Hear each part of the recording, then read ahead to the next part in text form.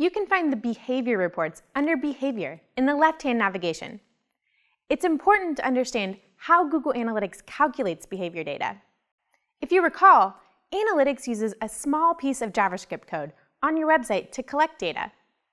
Every time a user loads a page on your website, this tracking code creates a page view that is reported in Google Analytics. Analytics uses this to calculate many of the metrics in behavior reports. For example, the total page views metric is simply the sum of each time a user loaded a page on your website.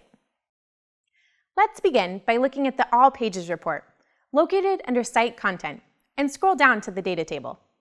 The page views metric shows how frequently each page on your site was viewed. By default, this report will show data by the page URI. The URI is the part of the URL after the domain name in the location bar of the browser. If you switch the primary dimension of the report to page title, you can view this report by the title listed on the web page's HTML. Other metrics in the All Pages report, like average time on page and bounce rate, indicate how engaged users were on each page of your site.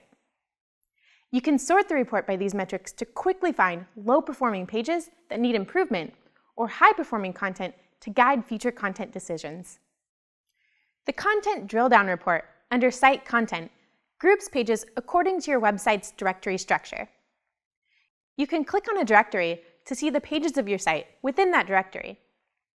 This is especially useful if you're trying to understand the performance of content in a particular section of your website. If you switch to the pie chart view, you can quickly see which sections of your site are most popular with your users.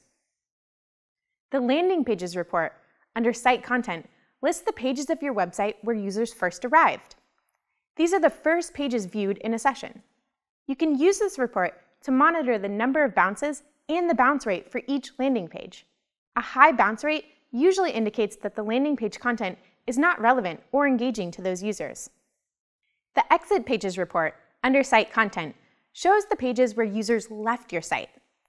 Because you don't want users exiting from important pages like a shopping cart checkout, it's a good idea to periodically review this report to minimize unwanted exits. The Events report tracks how users interact with specific elements on your website. For example, you can use this report to track when users click on a video player or a download link.